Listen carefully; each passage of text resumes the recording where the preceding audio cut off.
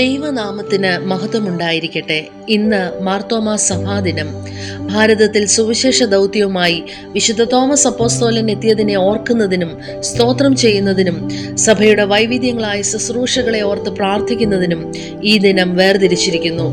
വിശുദ്ധ യോഹന്നാൻ എഴുതിയ സുവിശേഷം 14-ാം അധ്യായം 1 മുതൽ 7 വരെയുള്ള വാക്യങ്ങൾ ആസ്പദമാക്കി ദൈവവചന പഠനത്തിനായി തിരഞ്ഞെടുത്തിരിക്കുന്ന വിഷയം സഭ, ക്രിസ്തുവിന്റെ മാർഗം, സ്നേഹത്തിന്റെ ആഘോഷം, കർത്താവ് വരുന്നു.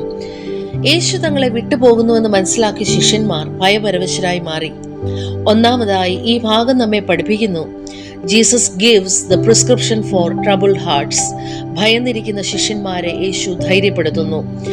Deliverance through trust in God. ആദ്യപടി യേശുവിലും അവന്റെ വചനത്തിലും വിശ്വസിക്കുക എന്നുള്ളതാണ്. Deliverance through the work of Christ. മാനവരാശിക്ക് പാപമോചനം നൽകുവാനായി യേശു കുരിശിൽ തറയ്ക്കപ്പെടുകയും മരിച്ചവരിൽ നിന്ന് ഉയർത്തെഴുന്നേറ്റ് പുതിയൊരു ജീവിതവും ശക്തിയും ഒരുക്കി. ദൈവസന്നിധിയിലേക്ക് നമുക്ക് പ്രവേശനം ഒരുക്കുവാൻ യേശു സ്വർഗാരോഹണം ചെയ്തു. അതെ, ക്രിസ്തുവിന്റെ പ്രവൃത്തിയിലൂടെ വിടുതൽ നൽകുന്നു. Deliverance through the return of Christ. ഓരോ വിശ്വാസിക്കും മരണം നിശ്ചയമാണ്. അതോടൊപ്പം തന്റെ എല്ലാ അനുയായികളെയും തന്നിലേക്ക് കൂട്ടിച്ചേർക്കുന്നതിനായി യേശു മടങ്ങി വരും. ക്രിസ്തുവിന്റെ മടങ്ങി വരവിലൂടെ വിടുതൽ നൽകുന്നു. രണ്ടാമതായി 4 മുതൽ 7 വരെയുള്ള വാക്യങ്ങളിലൂടെ യേശു പഠിപ്പിക്കുന്നു, Christ is the only way to God. പിതാവായ ദൈവത്തിങ്കിലേക്കുള്ള ഏക വഴി ക്രിസ്തു മാത്രമാണ്. നാം ഒരു യാത്ര ആരംഭിക്കുന്നതിന് മുമ്പ് എവിടേക്കാണ് പോകുന്നത്, അവിടെ എത്താൻ എത്ര സമയമെടുക്കും, ഏറ്റവും മികച്ചതും വേഗതയേറിയതുമായ വഴികൾ, ഇതെല്ലാം മനസ്സിലാക്കും. തുടർന്ന് നമ്മുടെ യാത്ര ആരംഭിക്കും. യേശു പോകുകയാണെന്ന് പറഞ്ഞപ്പോൾ തോമസ് അപ്പോസ്തലൻ അതേ തരത്തിലുള്ള വിവരങ്ങൾക്കായി തിരയുകയായിരുന്നു. യേശുവിനോട് ചോദിക്കുന്നു, നീ എവിടെ പോകുന്നു എന്നറിയുന്നില്ല, പിന്നെ വഴി എങ്ങനെ അറിയും? ഇതിന് മറുപടിയായി യേശു പറയുന്നു, ഞാൻ തന്നെ വഴിയും സത്യവും ജീവനുമാകുന്നു. ഞാൻ മുഖാന്തരമല്ലാതെ ആരും പിതാവിന്റെ അടുക്കൽ എത്തുന്നില്ല. ഒരു പ്രത്യേക സ്ഥലത്തേക്കുള്ള വഴി ചൂണ്ടിക്കാണിക്കുന്നതും ആരെയെങ്കിലും വഴിയിലൂടെ കൊണ്ടുപോകുന്നതും വ്യത്യാസമുണ്ട്. ഒരാളെ അവന്റെ ലക്ഷ്യസ്ഥാനത്തേക്ക് നയിക്കുന്ന വ്യക്തി തന്നെ അക്ഷരാർത്ഥത്തിൽ വഴിയായി മാറുന്നു. The way of Christ is a radical obedience to God. ക്രിസ്തുവിന്റെ മാർഗം ദൈവത്തോടുള്ള സമൂലമായ അനുസരണമാണ്. ദൈവഹിതത്തിന് പൂർണ്ണമായി വിധേയപ്പെടുകയും പിതാവ് തന്നോട് കൽപ്പിച്ചതൊക്കെയും അതേപടി നിവർത്തിക്കുകയും യേശു തന്റെ ജീവിതത്തിൽ ചെയ്തു. Obedience is an act of worship. നാം ചെയ്യുന്ന എല്ലാ കാര്യങ്ങളിലും യേശുവിന്റെ മാർഗം സ്വീകരിക്കാം. ഡിട്രിച്ച് ബോൺഹോഫർ പറഞ്ഞു, "One act of obedience is better than 100 sermons."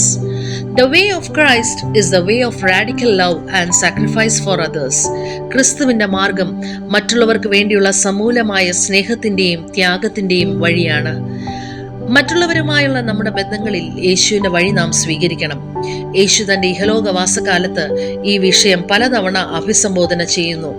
എത്ര തവണ ഞാൻ എൻ്റെ സഹോദരനോട് ക്ഷമിക്കണം, എൻ്റെ അയൽക്കാരനാര് മുതലായ ചോദ്യങ്ങൾക്ക് ഉത്തരമായി എല്ലാ സാഹചര്യങ്ങളിലും ബന്ധങ്ങളിൽ ഒരു തടസ്സവുമില്ലാത്ത സമീപനങ്ങളിലേക്ക് നിയമപരമായ നിർവചനങ്ങൾക്ക് അപ്പുറത്തേക്ക് പോകുവാൻ ക്രിസ്തു സംഭാഷകനെ ക്ഷണിക്കുന്നു.